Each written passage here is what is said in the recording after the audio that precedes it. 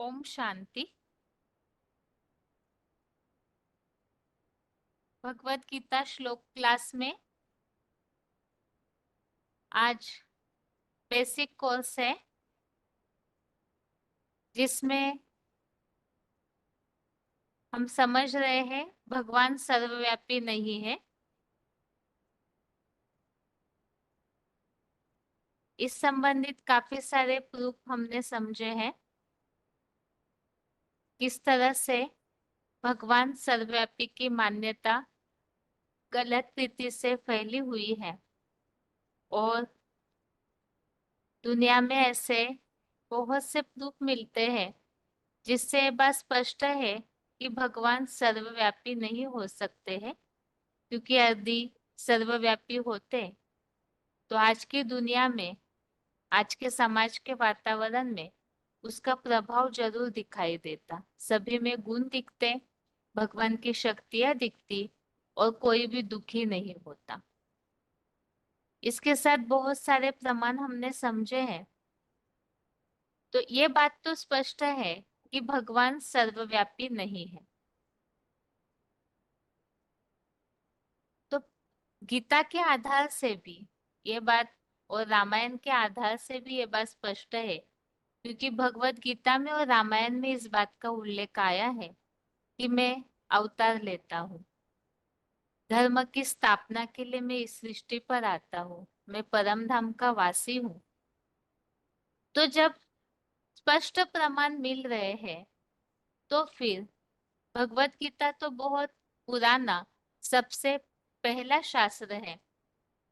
उसमें ये बात जब स्पष्ट दी हुई है कि मैं आता हूँ अर्थात इस सृष्टि का वासी नहीं हूँ, तो फिर ये मान्यता भगवान सर्वव्यापी की क्यों, कैसे शुरू हुई, इसके उत्तर भी हमने पिछले हफ्ते समझे हैं।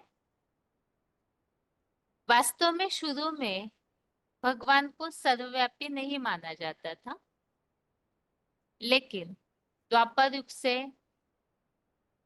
द्वापर युग की भी सात्विक अवस्था पूरी होने के बाद जैसे जैसे दुख बढ़ने लगे तो वैसे वैसे भक्ति पूजा पाठ शुरू हुआ, भगवान को ढूंढने लगे। तो उस समय जो भी ऋषि मुनि, उस समय के जो भी ऐसे लोग हैं जिन्हें लोग श्रेष्ठ मानते थे, उन्होंने भगवान को ढूंढने की कोशिश की दुखों के निवारण के लिए।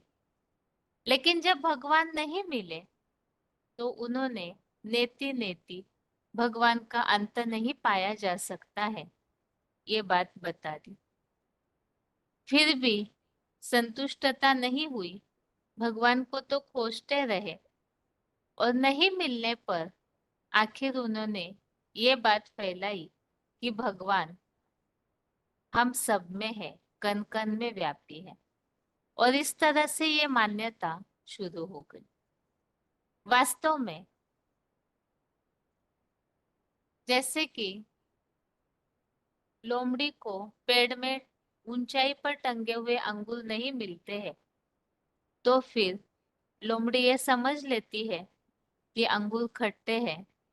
ठीक इसी प्रकार जानवर बुद्धि प्रधान मनुष्यों ने भी इस तरह समझ लिया कि भगवान सब जगह ही व्यापी है। लेकिन इसके पीछे दुनिया का पतन जो होने वाला था, शायद उन्होंने इस बात की कल्पना नहीं की, क्योंकि भगवान सर्वव्यापी की मान्यता से ही सबका बुद्धियोग भटकने लगा, पतन होने लगा। और साथ ही में शिवोम कहलाने वाले लोग एक तरफ भ्रष्ट कर्म करते रहे, दूसरी तरफ अपन को भगवान कहलाकर पूजा लेते रहे। अब जब ऐसे होगा तो उस समाज का, उस दुनिया के वातावरण का पतन तो निश्चित है। और इसी कारण से सबकी बुद्धि भटकने लगी, क्योंकि सब जगह भगवान है तो सब जगह माथा टेकने लगे, सब जगह अपना श्रद्धा स्थान बनाने लगे।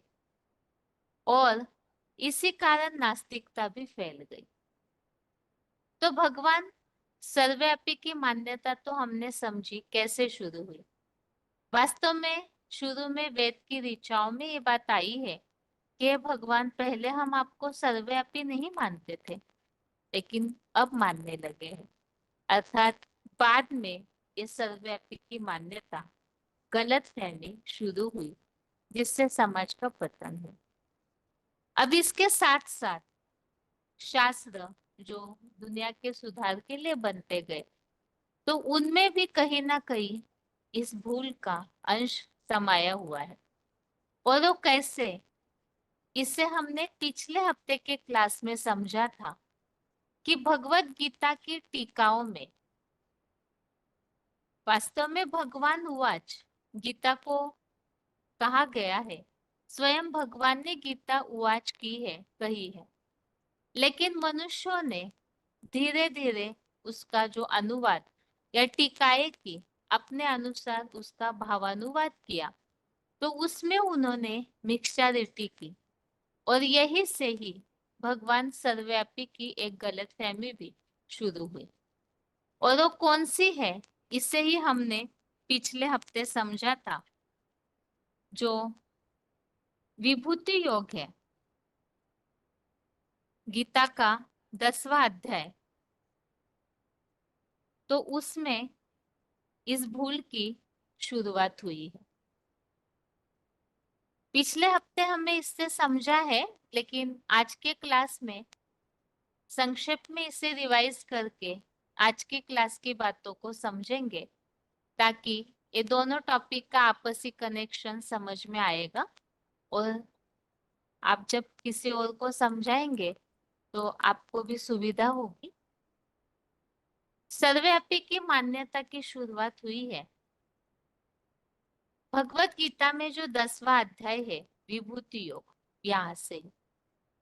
वास्तव में समझने वालों ने इस अध्याय में किए हुए उल्लेखों को अपने अनुसार समझ लिया है। जैसे कि विभूति योग में 10वें अध्याय में 21वें 38वें श्लोकों तक कुछ उल्लेख आए हुए हैं, जिनमें से ऐसे उल्लेख है जैसे नदियों में गंगा मैं हूँ, पक्षियों में सिंह हूँ, आदित्यों में विष्णु हूँ। ऐसे ही जैसे पक्षियों में मयूर हूँ, आयुधों में शस्त्र हूँ, ऐसे बहुत सारे उल्लेख आए हुए, जैसे आयुधों में वज्र हूँ और शस्त्रधारियों में राम हूँ। तो इन उल्लेखों में एक बात समझ में आती है, परमपिता परमात्मा जो भी भिन्न भिन्न योनियां है, उन योनियों की श्रेणियों के रूप में अपनी उपस्थिति बता रहे। मतलब जैसे सारी नदियों में हूँ ऐसे नहीं कहा, नदियों में गंगा को श्रेष्ठ माना जाता है, तो वो गंगा में हूँ। जितने भी जानवर है, पशु, उन सब में हूँ ऐसे नहीं कहा, उनमें भी सिंह में कहा है। ऐसे ही और भी बहुत सारी विभूतियों के यहाँ उल्लेख आए हुए हैं। तो उनमें जो श्रेष्ठ है, तो उनमें बताया हुआ है कि मैं हूँ। वास्तव में ये भी एक भूल ही है। अब जड़ तत्वों में कोई भगवान समाने की बात नहीं है। अब इसे ही हमें वास्तव में समझना है कि ये जो बातें बताई है, नदियों में गंगा, पशुओं में सिंह या पक्षियों में मयूर हूँ, तो इस तरह की बातें क्यों बताई हुई है? तो ये सारी वास्तव में, ये गंगा है, सिंह है, वास्तव में इन्हें विभूतियों के रूप में रिप्रेजेंट किया हुआ है। जानवरों में व्यापी की बात नहीं। जो ऐसी विभूतियां हैं विशेष रूप से पार्ट बजाने वाली, तो वो भगवान से शक्ति लेकर के इस तरह का पार्ट बजाते, जैसे सिंह जैसा स्ट्रॉन्ग विकराल पार्ट, गंगा जैसे पतित पावनी मानी जाती है, स्थूल गंगा। वास्तव में जड़ पानी जो है वो कोई पावन तो बनाएगा नहीं, वो तो शरीर का मैल साफ करेगा। लेकिन ऐसी कैटेगरी किसी ने, ऐसी विशेषता किसी ने धारण की हुई।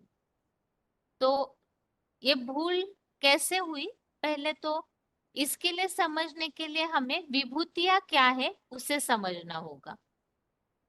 विभूति इस शब्द का अर्थ ही है विशेष रूप से जन्म लेने वाला। तो जन्म ही इनका विशेष है। इससे ये बात तो स्पष्ट है कि ये केवल परमपिता परमात्मा की बात है जो अजन्मा होते हुए भी पर काया प्रवेश करते हैं। क्योंकि जितने भी मनुष्य हैं उन सबका जन्म साधारण रीति से होता है। जो प्रकृति का नियम है उस आधार से शारीरिक जन्म होता है। तो उसमें विशेष क्या होगा? जब विशेष नहीं है तो विभूति कैसे हुई? एक परम पिता परमात्मा शिव है जिनके लिए अजन्मा कहा हुआ है। जो जन्म मरण के चक्र में नहीं आते और इसीलिए ही वो गर्भ से जन्म नहीं लेते, तो उनका दिव्य जन्म है, अर्थात तो प्रवेश करके जन्म लेते हैं। इसके अलावा जो भी इस सृष्टि के प्राणी जो कुछ भी है उन सबका प्रकृति के द्वारा जन्म होता है, जो विधि बनी हुई है प्रकृति में। तो फिर ये विभूतियां जो है उनका विशेष जन्म बोला है, या तो उन विभूतियों में सर्वव्यापी कैसे हो सकते? क्योंकि जब सबका जन्म साधारण है तो विभूतियों में भगवान व्यापी होने की बात कैसे हो सकती है? अभी आगे है विभूतियों के लिए, जैसे हमने समझा है विशेष रूप से जन्म लेने वाले। अब इसके लिए हमें थोड़ा ये बात समझनी होगी कि ये जो भिन्न भिन्न श्रेणी की योनियों को ही भगवान का अपना रूप कहा गया है। सभी परमपिता परमात्मा नहीं है। मतलब जैसे जितनी भी नदियां है, नदी एक कैटेगरी हुई इस सृष्टि की, तो उन नदियों में भी एक है गंगा जो श्रेष्ठ मानी जाती है, उसको भगवान का स्वरूप बताया। जानवरों में सभी में नहीं, उसमें से एक श्रेष्ठ श्रेणी बताई है सिंह, उसमें बताया है भगवान का स्वरूप। तो इससे ये बात तो स्पष्ट है अन्य जानवरों में भगवान नहीं है। जितने भी कैटेगरीज है जानवरों की उन सब में नहीं है, जितनी भी नदियां है उन सब में भी नहीं है, जितने भी पक्षी है उन सब में भी भगवान नहीं है, उसमें से केवल मयूर के लिए बताया है। ऐसे बहुत सारी विभूतियों में 10वां अध्याय तो हम पढ़े भी है। तो 10वें अध्याय में ये बात तो स्पष्ट है, जैसे आदित्यों में विष्णु, इसका तात्पर्य है कि अन्य देवताएं परमात्मा का रूप नहीं है। शस्त्रधारियों में राम, इसका मतलब अन्य कोई भी शस्त्रधारी परमात्मा नहीं। ये बात तो यहाँ स्पष्ट हो गई कि जितने भी शस्त्रधारी है उनमें नहीं है, जितनी भी नदियां है उनमें नहीं है, उनमें जो श्रेष्ठ कैटेगरी है उनमें है। लेकिन इससे सर्वव्यापी की बात तो कैंसल हो गई। मतलब ये बात तो स्पष्ट होती है कि सभी में भगवान नहीं है।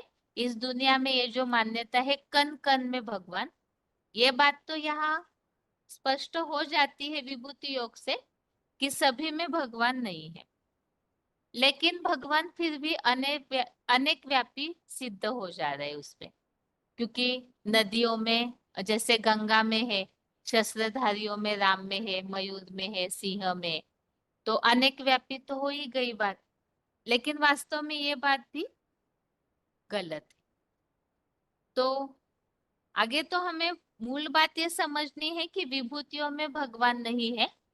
लेकिन यहाँ हम स्टेप बाय स्टेप समझ रहे हैं तरीके से कि विभूतियों में भी कुछ श्रेष्ठ श्रेणियों को भगवान का स्वरूप बताया है। तो इसमें भगवान सर्वव्यापी तो नहीं, लेकिन अनेक व्यापी सिद्ध हो रहे। अभी आगे इससे समझते हैं कि वास्तव में एक अनेक व्यापी की जो बात है वो भी गलत कैसे है। तो भगवत गीता में 10वें अध्याय का 41 नंबर श्लोक, इसमें उल्लेख आया हुआ है यत यत विभूति मत्सत्वम श्रीमदुर्जितमेव वा तत्तदेवावगच्छत्वं मम तेजोंश संभवम्। इसमें बताया है कि जो भी प्राणी ऐश्वर्यवान, श्रेष्ठ बुद्धि युक्त, ऊर्जावान है, उसे तुम मेरे तेज अथवा योग ऊर्जा के अंश से उत्पन्न हुआ जान। तो तेज के अंश से उत्पन्न होना अर्थात क्या? विभूति मतलब हमने समझा था विशेष रूप से जन्म लेने वाले। तो यहाँ इस बात को हम समझते हैं, इनके लिए बताया हुआ है कि ये तेज के अंश से उत्पन्न हुए हैं। तो इसके लिए हमने उदाहरण समझा था, जैसे कोई पिता से कोई होशियार, अच्छा, तेजस्वीवान बच्चा जन्म लेता है, तो पिता के सारे गुण उसमें है, लेकिन फिर भी कहने वाले तो ये कहेंगे कि इसने अपने पिता से सारे गुणों को, शक्तियों को लिया है, लेकिन फिर भी कोई ये नहीं कहेगा पिता और पुत्र एक है। अर्थात पिता और पुत्र की जो पर्सनालिटी है, व्यक्तित्व है, वो तो अलग ही माना जाएगा। शक्ति भले ली है, समान हो सकता है गुणों में, लेकिन व्यक्तित्व फिर भी अलग ही होगा, और कोई ना कोई हल्का अंतर तो जरूर रहेगा। तो इसी तरह से विभूतियों की भी बात है। ये विभूतियां भी वास्तव में भगवान के बच्चे हैं, जो अभी 41वें श्लोक में हमने समझा कि मेरे तेज अथवा योग ऊर्जा से उत्पन्न जान। हमने इस बात को समझा कि जितने भी इस दुनिया में अलग अलग कैटेगरीज है, उनमें जो श्रेष्ठ है, उनमें भगवान का स्वरूप बताया है। अब इसमें भी ये विभूतियां जो है, ये विभूतियों के लिए भी हमने समझा कि ये मेरे तेज के अंश से या योग ऊर्जा के अंश से उत्पन्न हुआ जान। जैसे कोई पिता से तेजस्वी बच्चे ने जन्म लिया, ऐसे भगवान जो सर्वशक्तिवान है, उनसे इन तेजस्वी बच्चे अर्थात विभूतियों ने जन्म लिया है। तो इसका अर्थ हम और अलग तरीके से समझते हैं। जैसे कोई भी विभूतियां कैसे जन्म ली है, तो कोई भी निराकार परमपिता परमात्मा, परमपिता शिव तो निराकार है, उनका अपना शरीर नहीं है, तो वो जब किसी साकार व्यक्तित्व में आते हैं, उनके द्वारा साकार में निराकार को जो याद करके मनमना भव की स्थिति को प्राप्त करते हैं, याद करके मनमना भव होते हैं, तो उसे परमपिता परमात्मा के योग रूपी तेज का वह प्रभाव पुरुषार्थ अनुसार नंबरवार प्राप्त होता है, जिससे वह श्रेष्ठ, उच्च और महान सिद्ध होते हैं। जैसे अभी हमने श्लोक का उल्लेख समझा कि जो भी ऐसे ऐश्वर्यवान, श्रेष्ठ बुद्धि युक्त है, उन्हें मेरे तेज अथवा योग ऊर्जा के अंश से उत्पन्न जान। इसी को हमने समझा कि वो योग ऊर्जा कैसे मिलती है। तो शिव जिस साकार में आते हैं महादेव के द्वारा, क्योंकि शिव और शंकर को एक मानते हैं, वास्तव में शिव शंकर अलग है, लेकिन शंकर शिव समान बनते हैं, तो उस साकार व्यक्तित्व में निराकार को जो जितना याद करते हैं, तो भगवान से शक्ति को ले लेते हैं याद से। याद भगवान को करना अर्थात भगवान से शक्ति लेना। तो उससे वो आत्माएं जो जितनी ज्यादा याद करते हैं, वो उतनी ज्यादा भगवान से शक्ति अर्जित करते हैं, और वही उस आधार से उच्च बन जाते हैं। और ये उनका जो उच्च बनना है, यही वास्तव में विभूति कहलाना है। अर्थात ये विभूतियां क्या हुई? भगवान के योग ऊर्जा के अंश से शक्ति को धारण किया, बड़े बन गए, ऊंचे बन गए, तो वही भगवान के वास्तव में आत्मा रूपी बच्चे हैं। अब यहाँ बच्चों को बाप मानना भगवान मानना यह वास्तव में बड़ी भूल हुई। विभूतियों के लिए गीता में ही इस बात को स्पष्ट किया है कि वो सारे बच्चे वास्तव में भगवान से योग ऊर्जा से जन्म लिए, उन्होंने ऐसी शक्ति प्राप्त करके वो प्रत्यक्ष होते हैं। प्रत्यक्ष होना अर्थात उनका जो योग या याद का तेज है वो अपने आप ही संसार के सामने दिखने लगता है, क्योंकि भगवान से शक्ति ली है उन्होंने, तो शक्ति स्पष्ट होती है तो विभूतियां बन जाती है। इसे ही हमने पॉइंट के द्वारा समझा था कि आत्मा रूपी बैटरी में ढेर सारी पावर भर जाती है अव्यभिचारी याद की। तो जिन्होंने जितनी अव्यभिचारी याद की पावर भरी अपनी आत्मा रूपी बैटरी में, वो उतने क्या हो जाते हैं, ऊंचे बन जाते हैं। वो ऊंचा पद पाने वाले जो है वो गीता में भगवान की विभूतियां गाई हुई है। ये विशेष आत्माएं हैं जो सारे सृष्टि के संचालन के लिए निमित्त बनते हैं। अर्थात ऐसी अनेक, जो बताया मेरे दिव्य विभूतियों का अंत नहीं, तो जिन्होंने जैसी नंबरवार अपनी आत्मा में शक्ति भरी, अलग अलग कैटेगरी है ना, गंगा का अपना गुण होगा, मयूर पक्षी का अपना गुण होगा, सिंह का अपना गुण होगा। तो जिन्होंने जैसी शक्ति अर्जित की होगी तो वो आत्मा रूपी बच्चे जो है वही इस सृष्टि के संचालन के निमित्त बन जाते हैं। तो यही वास्तव में क्या है, विभूतियां है। आगे है, तो विभूतियों के लिए हमने समझा कि ये विशेष भगवान की रचना है। जैसे अष्टदेव, ब्रह्मा के 4 मानस पुत्र, सप्तऋषि, ये मुख्य हो गए। और भी जो विस्तार फैला है तो उसे तो हमने विभूतियों में 10वें अध्याय में बहुत सारे उल्लेख आए हुए। अब ये विभूतियों में ही क्या हुआ, गलतफहमी ये कर ली गई, भगवान को सर्वव्यापी मान लिया। वास्तव में विभू इस शब्द का अर्थ भक्ति मार्ग में गलत लगा लिया। वि मतलब हमने समझा विशेष, और भू मना जन्म लेना, विशेष रूप से जन्म लेने वाले। तो ये विशेष रूप से जन्म लेना अर्थात श्रेष्ठ तो हो गए अन्य जितने भी इस संसार की आत्माएं हैं उनके तुलना में, लेकिन उनमें भगवान है ये नहीं कहा जाएगा। भगवान की याद की ऊर्जा उनमें केवल व्याप्त है। तो इस तरह से हमने ये बात समझी कि विभूतियों में भगवान की याद की शक्ति व्याप्त है।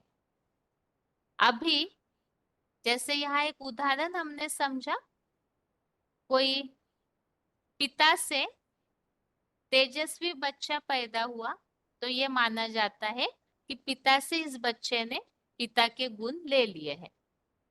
इसी तरह से विभूतियां भी भगवान के क्या है, आत्मा रूपी बच्चे हैं, जिन्होंने मनमना भव होकर अर्थात भगवान को याद करके अपनी आत्मा रूपी बैटरी में शक्ति भर ली है।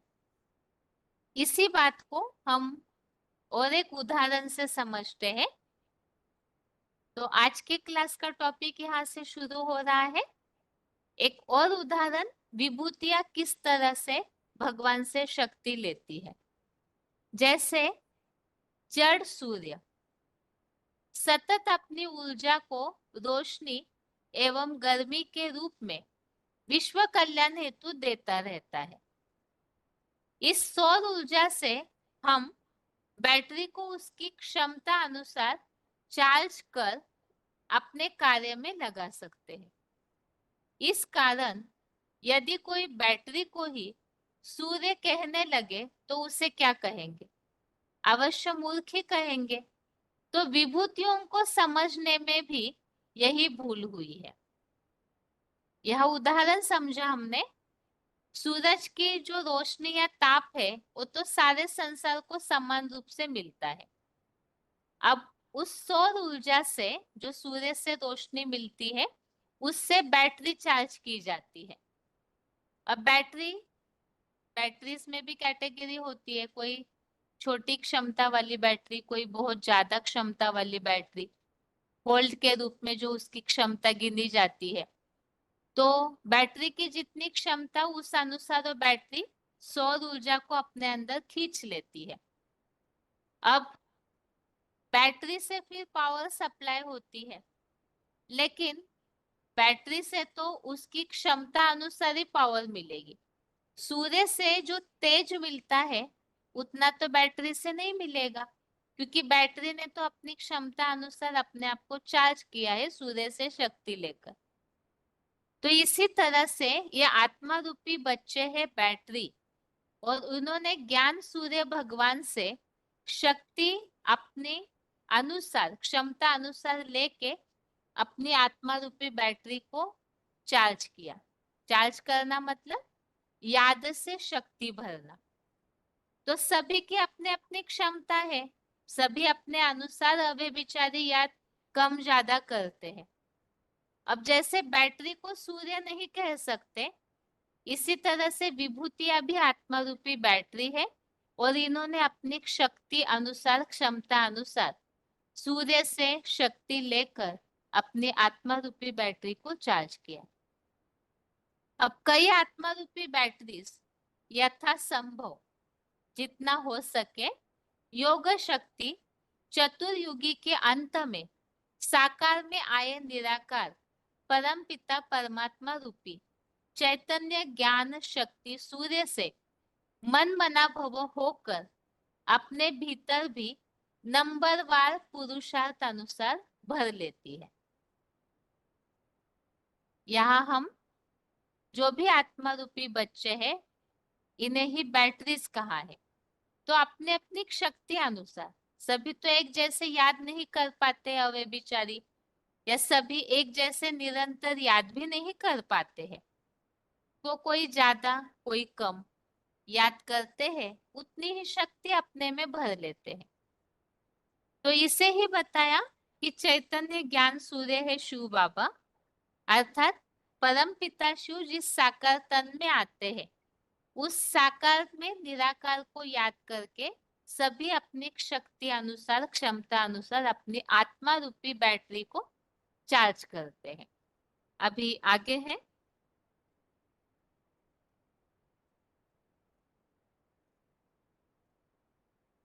इसे ही यहाँ कुछ वीसीडी पॉइंट्स लिए हुए हैं, उस आधार से समझते हैं।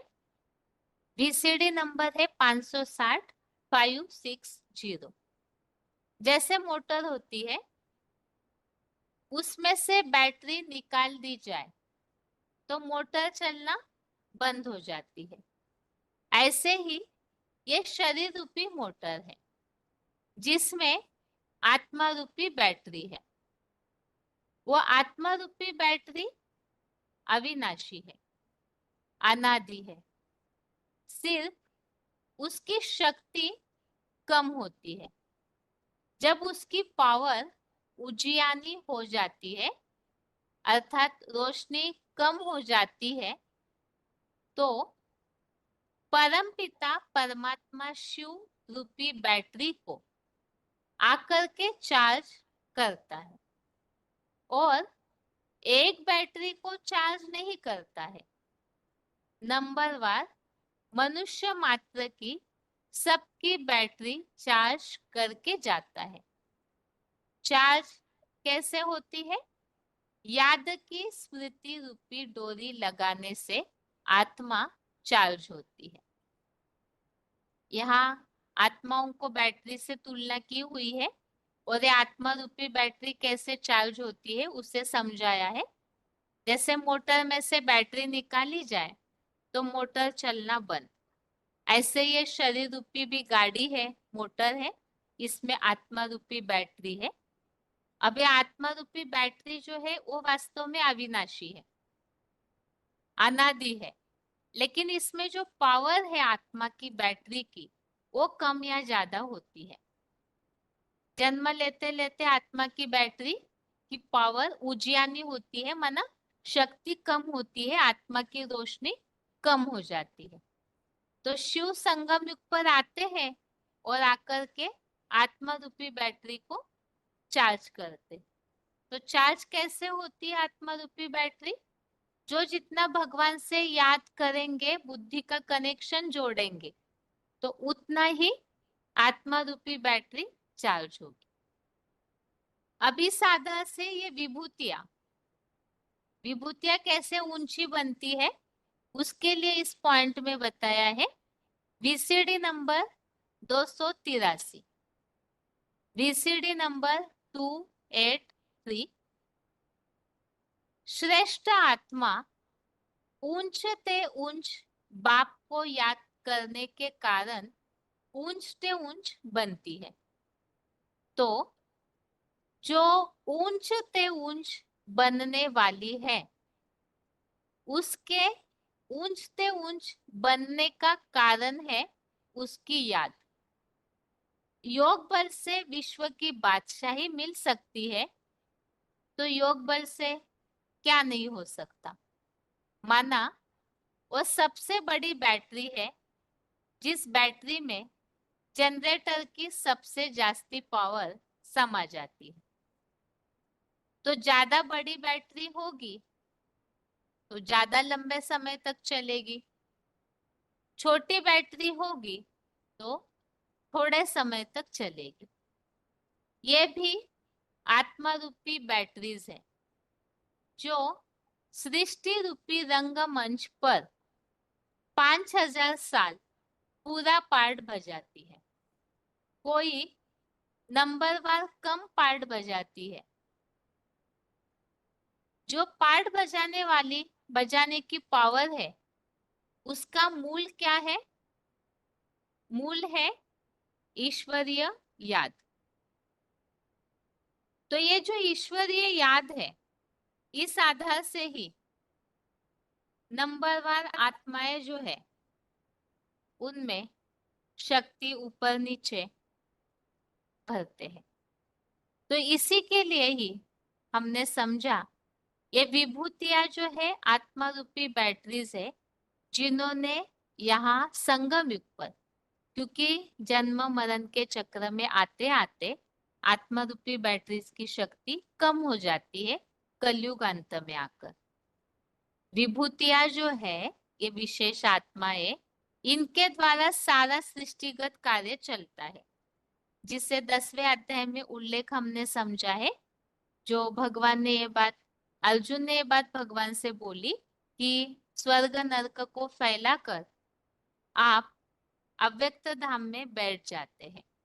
तो ये विभूतियों के द्वारा सारा कार्य चलता है। और एक पॉइंट भी हमने पिछले हफ्ते समझा था कि विनाश के समय ये विभूतियां तब तक अपने में शक्ति भर लेगी और सारे संसार के संचालन का कार्य वो आत्माएं करते हुए नजर आएगी। तो कलयुग अंत में तो सबकी बैटरी क्षीण होती है। संगम युग में परम पिता शिव जिस साकार तन के द्वारा कार्य कर रहे हैं, उस साकार में निराकार की याद से, जिसे ही मन बना भव शब्द गीता में आया है, मन बना भव होकर के ये आत्मा रूपी बैटरीज ज्ञान सूर्य से शक्ति को लेती है याद के द्वारा। जो जितना ज्यादा याद करेंगे निरंतर अव्यभिचारी, तो वो उतना ही भगवान से शक्ति को खींचते हैं, खींच करके अपनी आत्मा रूपी बैटरी को भरपूर करते हैं, चार्ज करते हैं, पावरफुल बनाते। तो श्रेष्ठ आत्मा है, उसी के कारण से श्रेष्ठ बनती है। तो अभी ये जो पॉइंट्स हमने अभी पढ़े हैं, तो उन्हीं पॉइंट्स और इसके अलावा और एक पॉइंट लिया हुआ है, उसे अभी वीडियो क्लिप के द्वारा सुनते हैं, ताकि इस बात को हम अच्छी तरह से समझ पाए। यहाँ हम टॉपिक समझ रहे थे किस तरह से विभूतियों ने आत्मा रूपी बैटरी में याद की पावर भरी और वो विशेष आत्माएं बन जाती है।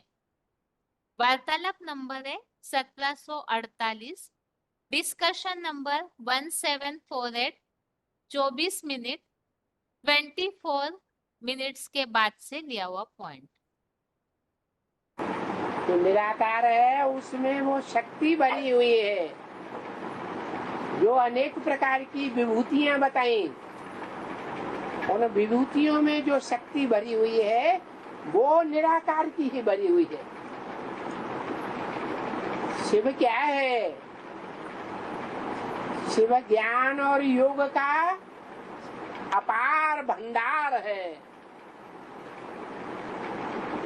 वो इस सृष्टि पर जब आता है मुकर्रर रथ में, तो उस मुकर्रर रथ के द्वारा हर एक इंद्रिय से वो अपार शक्ति प्रवाहित होती है। सबसे जास्ती सक्रिय कौन सा अंग है? आंखें। आंखों से, हाथों से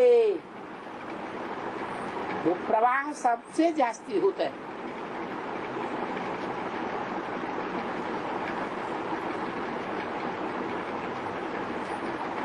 तो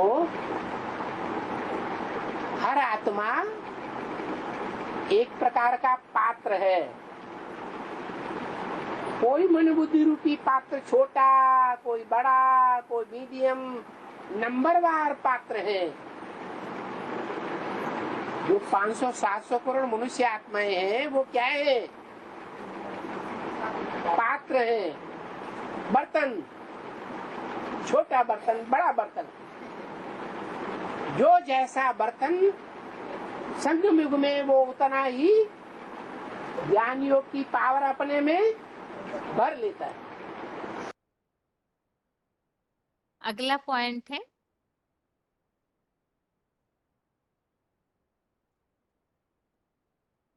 विभूतियों ने संगम युग में ही आत्मा रूपी बैटरी में याद की पावर भरी है।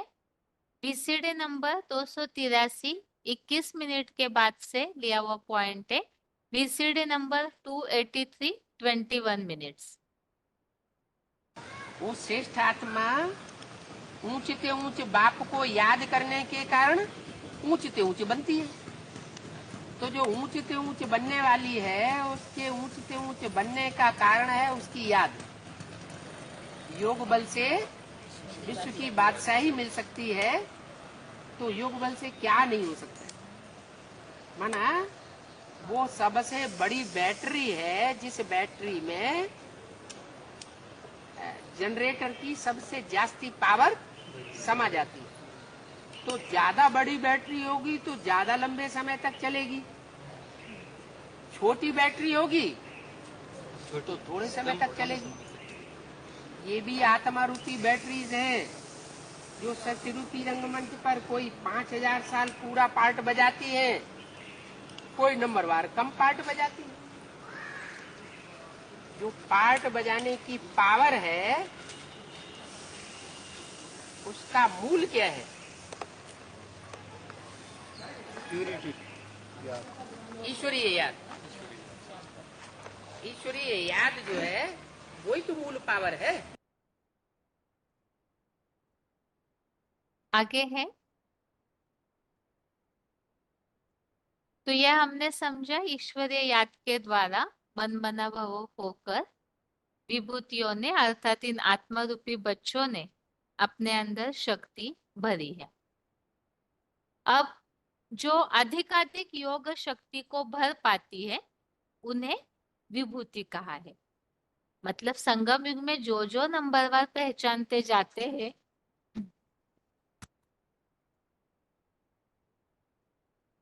जो जो भी नंबरवार पहचानते जाएंगे तो वो भगवान को याद तो जरूर करेंगे, लेकिन विभूतियां जो है वो ज्यादा से ज्यादा अपने अंदर योग की शक्ति, योग की पावर को, जिसे योग ऊर्जा कहा है, उसे भरते हैं। इससे स्पष्ट रूप से समझाने के लिए ही संपूर्ण ज्ञानार्जन करने वाले अर्जुन को समझाते हुए भगवान कहते हैं 10वें अध्याय का 42 अध्याय 10 का श्लोक नंबर 42 है। अथवा बहुनेतेन किम ज्ञातेन तवार्जुन विष्टभ्य अहम कृत्स्नम एकांशेन स्थितो जगत। तो इस श्लोक में बताया है, हे अर्जुन, तुझे इतने सागर समान विशाल ज्ञान जल भंडार से बहुत विस्तार में जानने से क्या प्रयोजन है। मैं सदाशिव ज्योति इस संपूर्ण जगत को अपने योग ऊर्जा भंडारी महादेव के एक अंश मात्र से टिका कर पुरुषोत्तम संगम युग में भी स्थित हूँ। अर्थात विभूतियां तो ढेर सारी है, ये बहुत सारा विस्तार है, तो इतने सब विस्तार में जाने से क्या प्रयोजन, क्योंकि संपूर्ण जगत को एक महादेव के अंश मात्र से टिका कर स्थित हूँ। अर्थात एक ही वह ज्योति बिंदु रूप शिवलिंगधारी शरीरधारी आत्मा है, जिसके आत्मा प्लस शरीर द्वारा समस्त जड़ जंगम जगत को टिका कर परम पिता अपने परम धाम में स्थित है। तो इस श्लोक में इस बात को स्पष्ट किया है कि एक महादेव के अंश मात्र से ही मैं टिका कर स्थित हूँ। अर्थात एक उसी के द्वारा वास्तव में भगवान कार्य पूरे रूप से करते हैं। तो जिसके द्वारा भगवान परम धाम में स्थित है, तो वही साकार में आए परम पिता परमात्मा स्वरूप की यही याद या योग कहे जाने वाली याद की शक्ति ही वास्तव में समस्त आत्माओं में व्याप्त होती है। जिस एक के द्वारा भगवान अपना मूल रूप से पूरा कार्य करते हैं। शक्तियां भगवान के बच्चे से एक पिता के बच्चे तो अनेक होते हैं, लेकिन पिता के पूरी पावर को अथॉरिटी को लेने वाला तो एक अव्वल नंबर होता है। तो इसी तरह से बच्चे तो बहुत है भगवान के, सारी सृष्टि ही बच्चे है, लेकिन उनमें से एक महादेव के द्वारा वो परम धाम में स्थित है, और बाकी जो विभूतियां है उन्होंने शक्ति तो भरी है इसी साकार में निराकार को याद करके, लेकिन अव्वल नंबर वो महादेव है, जिस साकार में आए हुए उस परम पिता परमात्मा स्वरूप की जो याद करते हैं, तो वो शक्ति ही समस्त आत्माओं में व्याप्त हो जाती है। आगे है,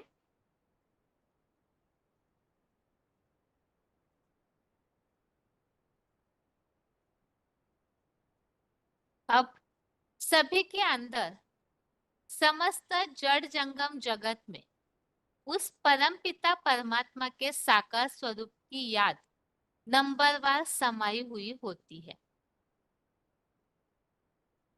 जिस साकार तन में आकर के भगवान अपना कार्य करते हैं, अर्थात महादेव एकांशेन स्थितो जगत, उनके द्वारा ही परम पिता जो कार्य करते हैं, तो उस साकार में निराकार की याद आत्माओं में नंबरवार समाई हुई होती है। इस बात को स्पष्ट समझने के लिए भगवत गीता का 10वें अध्याय का 20वां श्लोक, अध्याय 10 श्लोक नंबर 20 देखिए। श्लोक है, अहम आत्मा गुडाकेश सर्वभूताशय स्थितः अहमादिश्च मध्यम च भूतानामंत एव च। हम ये समझ रहे हैं कि जो भी आत्माएं हैं अर्थात विभूतियां विशेषकर, तो नंबरवार उनमें याद की पावर जो है समाई हुई होती है। वैसे तो सारे संसार में ही समाई हुई है, और इसी बात को यहाँ इस श्लोक में बताया है 10वें अध्याय का 20वां, अहम आत्मा गुडाकेश सर्वभूता शय स्थितः अहमादिश्च मध्यम च भूतानामंत एव च। अर्थात मैं आत्मा, हे निद्राजित अर्जुन, मैं आत्मा जड़ सूर्य मानिंद, मानिंद माना तरह, जड़ सूर्य की तरह प्रकाशित चेतन ज्ञान प्रकाश भंडारी शिव ज्योति सब प्राणियों के आधार योगीश्वर महादेव की योग ऊर्जा द्वारा स्थित हो। और यहाँ बताया है कि सब प्राणियों का आधार महादेव की योग ऊर्जा के द्वारा स्थित हो। और 13वें अध्याय का 17वां श्लोक देखिए, अध्याय 13 का श्लोक नंबर 17। श्लोक है, ज्योतिषामपि तज्ज्योति तमसः परमुच्यते ज्ञानम ज्ञेयम ज्ञानगम्यम हृदि सर्वस्य विष्टितम्। 10वें अध्याय के 20वें श्लोक में मूल बात है सर्वभूताशय स्थितः, सब प्राणियों के आधार द्वारा स्थित हो, अर्थात महादेव की योग ऊर्जा से। और ये जो योग ऊर्जा के द्वारा स्थित है, अर्थात सबके दिल में वो योग ऊर्जा जो है वो भरी हुई होती है। सब याद करते हैं उस साकार में निराकार को, तो सब प्राणियों में वो योग ऊर्जा जो है भर जाती है। तो उसी के लिए बताया सब प्राणियों के आधार योगेश्वर महादेव की योग ऊर्जा द्वारा स्थित हो। और ये जो योग ऊर्जा सब में भरी हुई है, इसी का उल्लेख 13वें अध्याय के 17वें श्लोक में इस तरह से आया है, क्या? हृदि सर्वस्य विष्टितम, अर्थात सबके हृदय में संगम युगी शूटिंग प्रमाण प्राप्त योग बल की ऊर्जा से विराजमान है। अर्थात सभी के हृदय में ये योग बल की ऊर्जा जो है वो विराजमान है। भगवान की याद जो सबके दिल में समा जाती है, तो ये जो दिल में याद समाई हुई है, इसे ही भगवान दिल में समाये हुए ऐसे कहा जाता है। यहाँ एक व्यवहारिक उदाहरण यदि हम समझे, कोई किसी से बहुत स्नेह करते हैं लौकिक रिश्ते के हिसाब से, तो वो यही कहते हैं वो तो हमेशा मेरे दिल में समाया हुआ है। वास्तव में दिल में कोई व्यक्ति घुस के तो नहीं बैठेगा, याद ही तो समा जाती है। इसी तरह से यहाँ भी, जैसे भक्ति मार्ग का उदाहरण बहुत लोग जानते होंगे, हनुमान जी को कोई प्रसंग पर ऐसे दिखाते हैं कि उन्होंने राम जी उनके दिल में समाये हुए हैं, इसे दिखाने के लिए अपनी छाती फाड़कर दिखा दिया। तो इसी तरह से यहाँ वो एक तुलना की हुई है, उदाहरण बताया है। इसी तरह से यहाँ भी सबके हृदय में भगवान विराजमान होना, अर्थात वास्तव में हृदय में भगवान कैसे बैठेंगे? तो याद जो है वो दिल में समा जाती है, मन बुद्धि रूपी आत्मा में वो याद समा जाती है। तो उसे ही यहाँ गीता में स्पष्ट किया है, सर्वभूताशय स्थितः अहम आत्मा गुडाकेश सर्वभूताशय स्थितः, अर्थात मैं प्राणियों के आधार योगेश्वर महादेव की योग ऊर्जा द्वारा स्थित हूँ। और इसे ही 13वें अध्याय के 17वें श्लोक में और स्पष्ट किया, हृदि सर्वस्य विष्टितम, अर्थात सबके हृदय में योग बल की ऊर्जा से विराजमान। याद की जो शक्ति है उस द्वारा, अर्थात याद के द्वारा विराजमान हो। जितना याद करेंगे उतनी शक्ति समा जाएगी, और उस शक्ति अंदर समाना अर्थात ही भगवान समाने जैसा उल्लेख भक्ति मार्ग में समझ लिया। तो इस बात को पूर्णतः निरर्थक रूप में उठाकर परम पिता परमात्मा को सर्वव्यापी मान लिया गया है, जो कि बड़े से बड़ा झूठ है। तो ये बात हमने समझी। विभूतियों में भगवान व्यापी होने की बात नहीं, बल्कि जो विशेष रूप से आत्माएं जन्म लेने वाली श्रेष्ठ कैटेगरी की आत्माएं हैं, तो वह विभूतियां कैसे बनी? तो भगवान से आत्मा रूपी बैटरी में शक्ति ले ली। जितनी उन्होंने सूरज से, ज्ञान सूर्य से शक्ति को खींचा अपने मन बुद्धि में अव्यभिचारी याद द्वारा, तो वो याद की ऊर्जा जो है उन आत्माओं में ज्यादा भरी हुई है, और जो सामान्य आत्माएं हैं संसार की उनमें कम।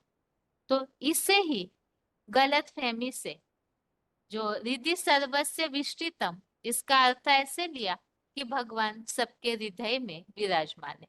तो हृदय में कैसे कोई बैठ सकता है? वास्तव में याद हृदय में बैठ जाती है, अर्थात याद की शक्ति समाने की बात है। आगे है,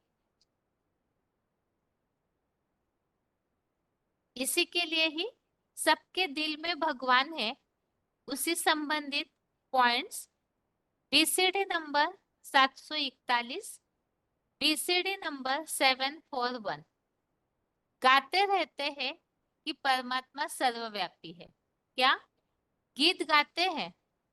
घट घट रमते राम रमैया, सबके दिल में राम रमन करता है। अरे सबके दिल में राम व्यापी है या उनकी याद व्यापक हो जाती है, तो याद व्यापी हो जाती है। अगला पॉइंट है पीसीडी नंबर 1865 1865। भक्ति मार्ग में तो गाते हैं घट घट रमते राम रमैया। कौन रमता है? घट माने हर एक के हृदय में तो फिरता तो जरूर होगा, तो घट माना घट घट रमते राम रमैया। वास्तव में यहाँ घट अर्थात हृदय के हिसाब से बताया, सबके हृदय में राम रमन करते हैं। तो वास्तव में राम रमन करना अर्थात याद से वो रमन करते हैं। तो VCD number 1308, VCD number 1308, supreme soul सर्वव्यापी नहीं है, उसकी याद सर्वव्यापी है और उसके लिए मीडिया भी चाहिए, और मीडिया भी एक व्यापी है, सर्वव्यापी नहीं। तो मीडिया के लिए तो हमने समझा कि एक महादेव की योग ऊर्जा के अंश से एकांशेन स्थितो जगत, वो एक अंश अर्थात महादेव, उसके द्वारा परम पिता स्थित होते हैं, अर्थात उस एक के द्वारा ही वास्तव में परम पिता पूरा कार्य करते हैं और नंबरवार आत्माएं उस साकार में निराकार की याद से शक्ति भरती है। तो मीडिया एक व्यापी अर्थात एक है, और जिसके द्वारा याद की जाती है वो मीडिया एक है, वो भी सर्वव्यापी नहीं है। आगे है,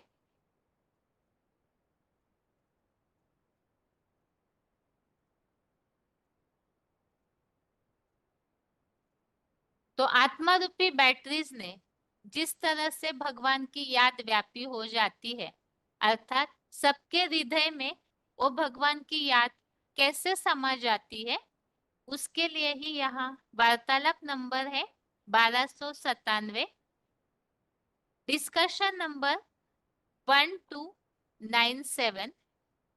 शिव तो परमधाम वासी है, शिव की याद भरपूर होने की बात है।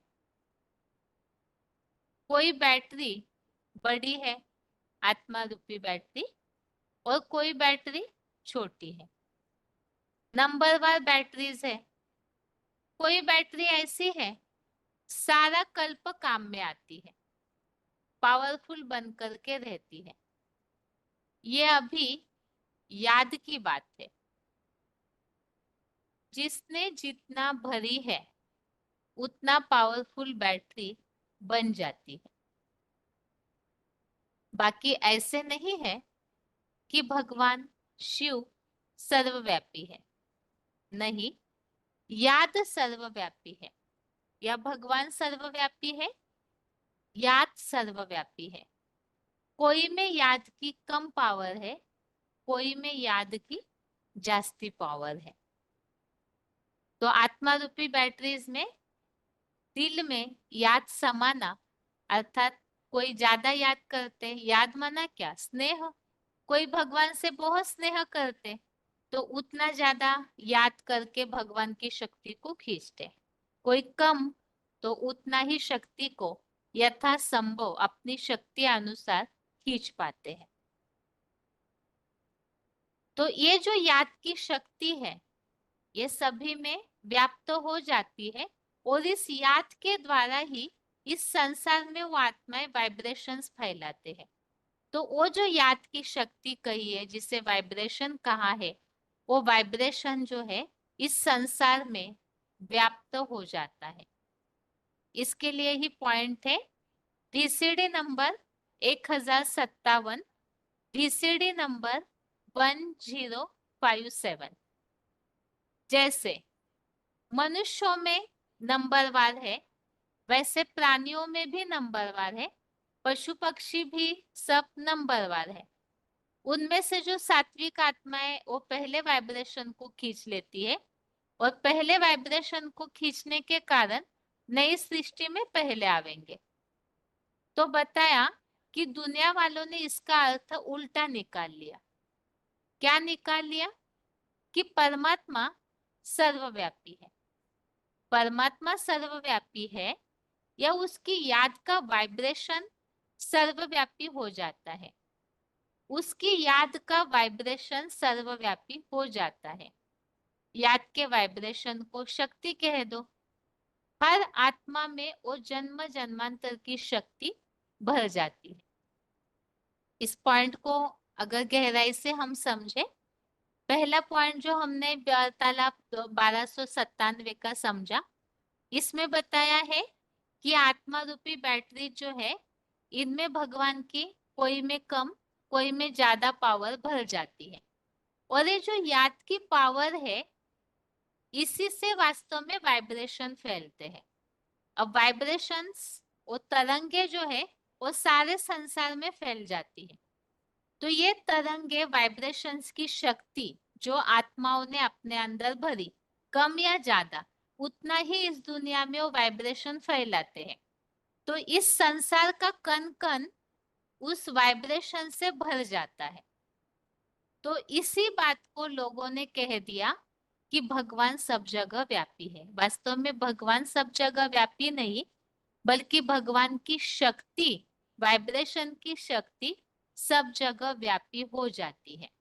तो इसे ये बताया कि वो याद की शक्ति या वाइब्रेशन को ही भगवान सर्वव्यापी है, ऐसे कह दिया। अभी इसी संबंधित आगे पॉइंट्स, ये जो पॉइंट अभी पढ़े हैं, इसी का वीडियो क्लिप सुनते हैं।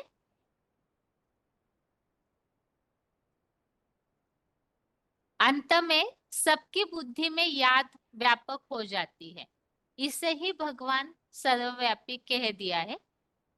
VCD number 1755, VCD number 1755, 28 minute 28 minutes के बाद से लिया हुआ पॉइंट।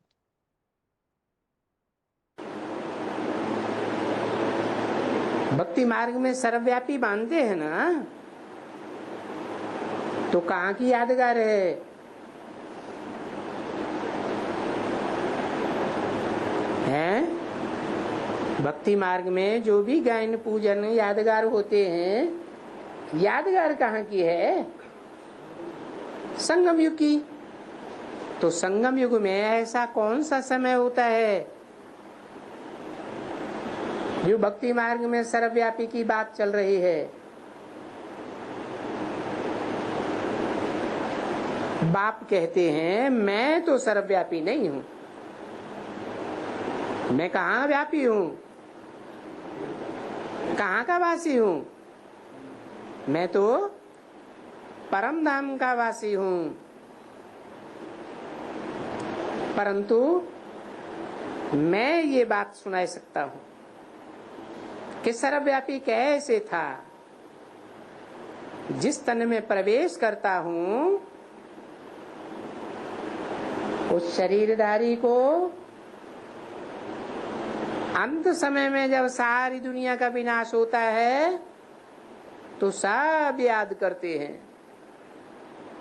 सबकी बुद्धि में कौन बैठ जाता है?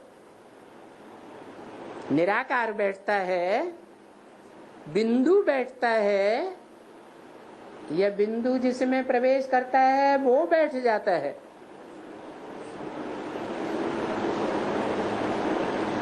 कौन सबकी बुद्धि में व्यापक हो जाता है?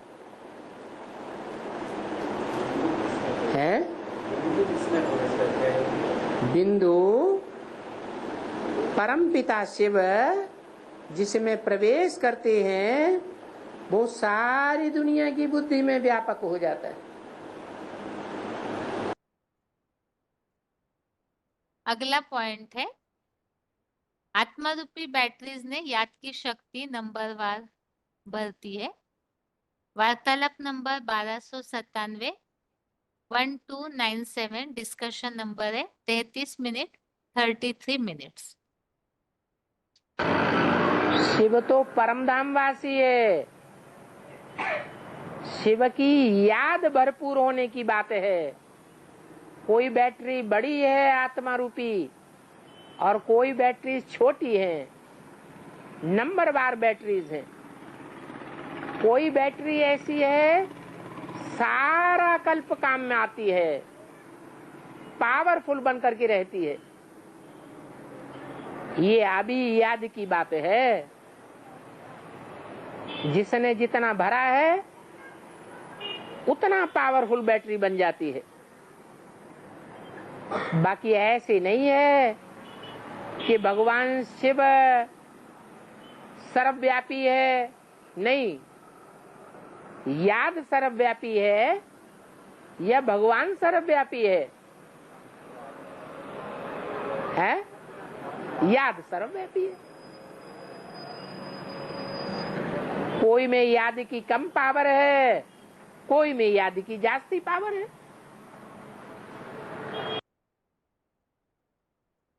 अगला पॉइंट, सबके बुद्धि में भगवान की याद के वाइब्रेशन, उसे ही शक्ति कहा है, याद की व्यापी होती है और वही सर्वव्यापी समझ लिया गया है। BCD number 1057 1057 29 minute 29 minutes.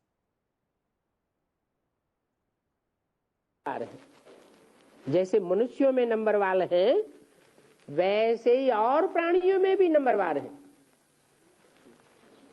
पशु पक्षी सब नंबरवार है। उनमें से जो सात्विक आत्माएं हैं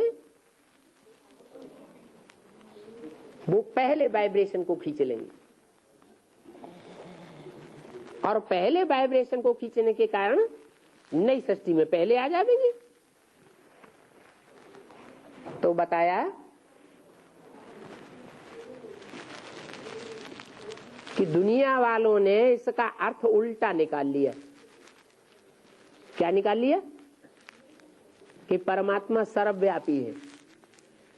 परमात्मा सर्वव्यापी है या उसकी याद का वाइब्रेशन सर्वव्यापी हो जाता है? उसकी याद का वाइब्रेशन सर्वव्यापी हो जाता है। याद के वाइब्रेशन को शक्ति कह दो। हर आत्मा में वो जन्म जन्मांतर की शक्ति भर जाती है। अगला पॉइंट है,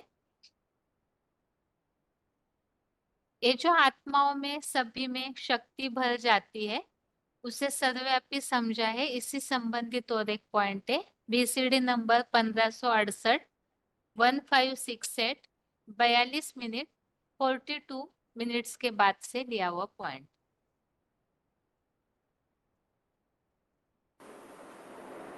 सर्वव्यापी का अर्थ भी समझना चाहिए।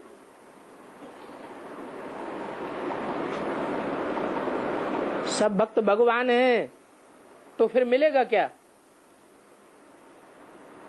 तो क्या अर्थ हुआ सर्वव्यापी का? है?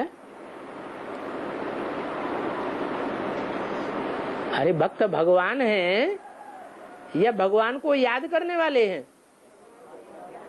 भगवान को याद करने वाले हैं तो सब भक्तों में याद समाई हुई है। याद सर्वव्यापी हुई या भगवान सर्वव्यापी हुआ? याद की शक्ति समा जाती है।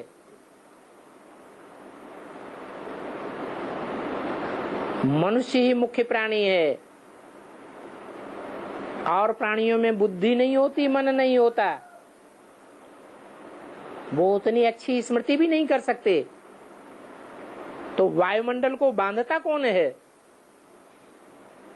मनुष्य बांधता है या जानवर बांधते हैं? मनुष्य बांधते हैं। तो मनुष्यों की याद से इस सारी सृष्टि के कण कण में उस भगवान की याद व्याप्त हो जाती है।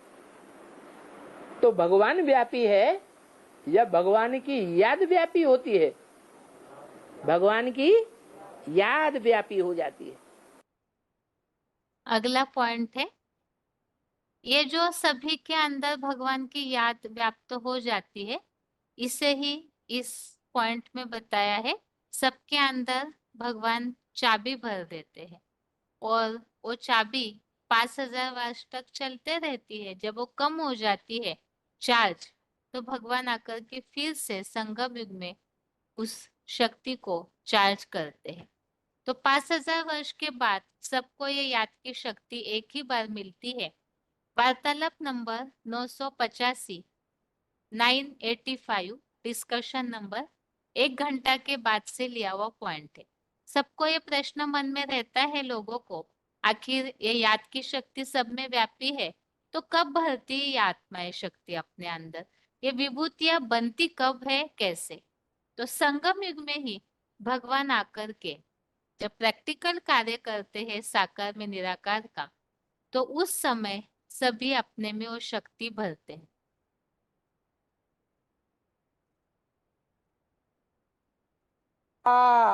हर 5,000 वर्ष के बाद आकर के बाबा की याद की चाबी देनी पड़ती है ना पृथ्वी को। एक एक कण को चाबी मिल जाती है याद की।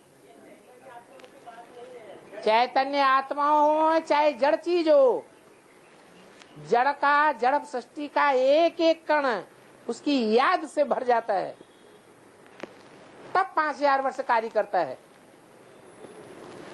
कैसे कहते हो चाबी नहीं दी जाती है? परमात्मा सर्वव्यापी नहीं है, उसकी याद सर्वव्यापी है।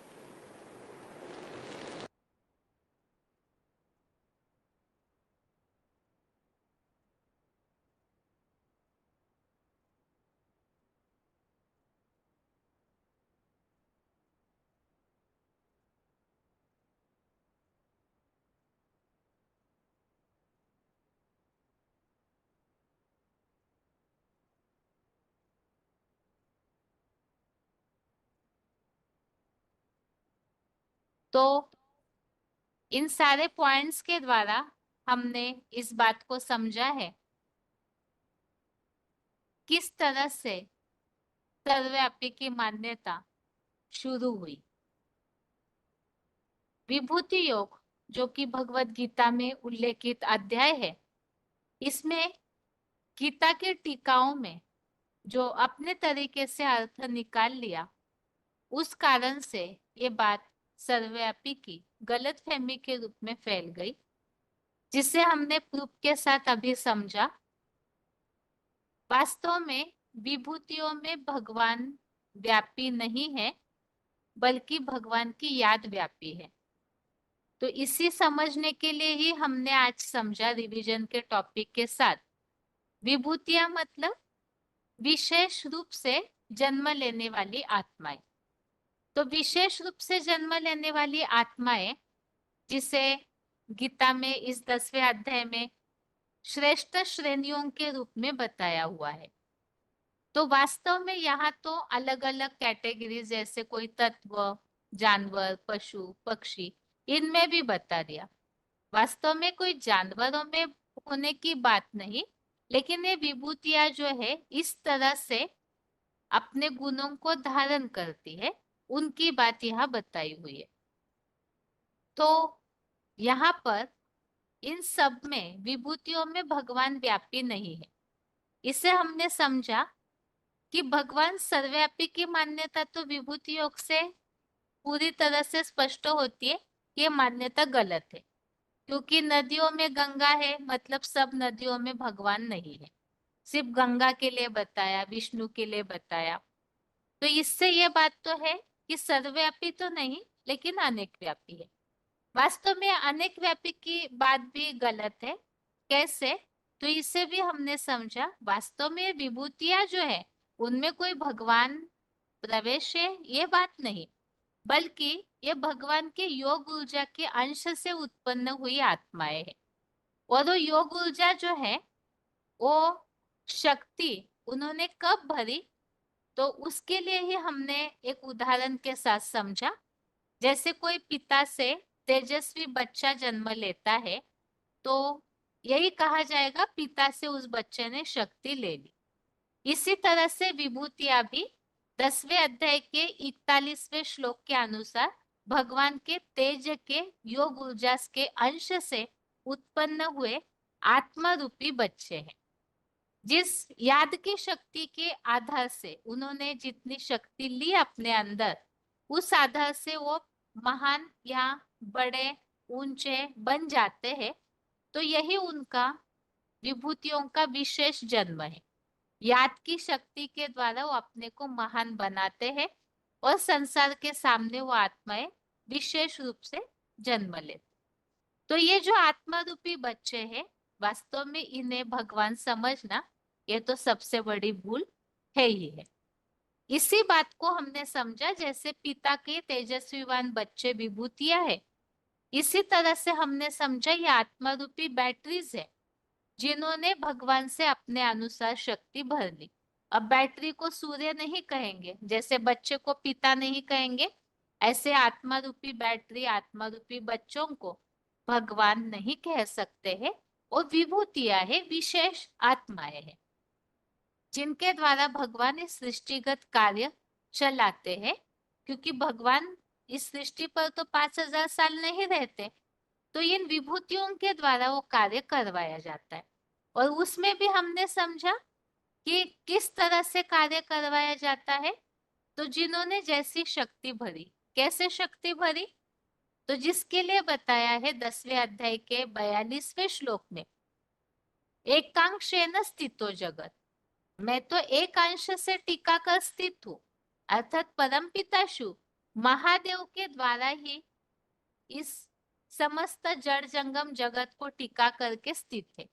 तो उस महादेव अर्थात साकार में आए हुए निराकार भगवान की याद जो है, वो नंबरवार आत्माओं में व्याप्त होती है। व्याप्त तो सभी में होती है, लेकिन कम या ज्यादा। तो विभूतियां बड़ी बैटरीज है, उन्होंने ज्यादा शक्ति भर ली है। ये जो याद सभी में भरती है सारे संसार में, उसी के लिए ही हमने ये बात समझी 10वें अध्याय का 20वां श्लोक, जिसमें ये बात स्पष्ट बताई हुई है किस तरह से याद सारे संसार में व्याप्त है। अध्याय 10 का श्लोक नंबर 20 में बताया है सर्वभूता क्षय स्थित। इसमें बताया सब प्राणियों के आधार योगेश्वर महादेव की योग ऊर्जा द्वारा स्थित, अर्थात महादेव की योग ऊर्जा से स्थित हो सब प्राणियों का आधार है वो। और इसी बात को मतलब महादेव के द्वारा जो सब याद करते हैं, तो साकार में निराकार की याद सब में समाई हुई है। और उसे ही 13वें अध्याय के 17वें श्लोक में बताया, अध्याय 13 के 17 श्लोक में, हृदि सर्वस्य विष्टितम, सबके हृदय में संगम युगी शूटिंग प्रमाण प्राप्त योग बल की ऊर्जा से विराजमान है। तो ये जो योग बल की ऊर्जा से सबके हृदय में विराजमान है, इसे ही सभी ने सबके हृदय में, सबके दिल में भगवान ने ऐसे समझा। तो जैसे भक्ति मार्ग में कहते हैं घट घट रमते राम रमैया, सबके दिल में राम रमन करता है। तो सबके दिल में बैठने की बात नहीं, बल्कि यहाँ हर एक के हृदय में भगवान की याद बैठ जाती है। तो ये जो याद सभी में नंबरवार रह जाती है, इसे ही भक्ति मार्ग में समझ लिया है कि भगवान सब में व्यापी है। लेकिन हमने समझा भगवान की याद की शक्ति अंत में सब में फैल जाएगी, लेकिन उनमें जो विभूतियां है वो सृष्टि का संचालन का कार्य करेगी, क्योंकि वो सबसे पहले शक्ति को ले लेती है और सबसे ज्यादा शक्ति को लेती है। तो संसार को चलाने के लिए भगवान के सबसे ज्यादा मददगार बनते हैं। तो इसे ही भगवान सर्वव्यापी समझ लिया।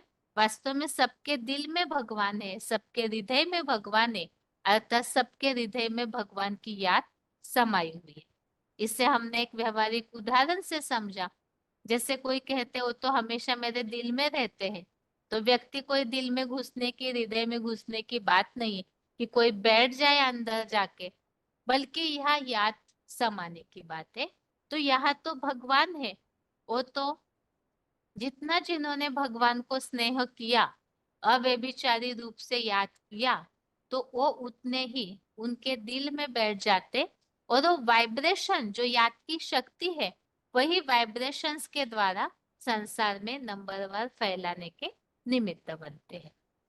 अब अगले क्लास में हम समझेंगे, गीता में इसी बात को बताया है कि भगवान इस संसार में याद की शक्ति द्वारा भले ही व्याप्त है, लेकिन भगवान सभी संसार के जो पत्ते हैं सृष्टि वृक्ष के, उनमें व्यापी नहीं है, जो गीता में उल्लेख आया हुआ है, न चाहम तेषु अवस्थित। तो इस तरह से आज के क्लास में हमने समझा भगवान की याद किस तरह से व्यापी है। अगले क्लास में हम सर्वव्यापी का विष किस तरह से सबको अधर्मी बनाता है, पतन की ओर ले जाता है, और असली धर्म में टिकना अर्थात भगवान को एक व्यापी मानना, मन को एक जगह टिकाना किस तरह है, उसे समझेंगे। आज के लिए गीता क्लास यहाँ पूरा होता है। ओम शांति।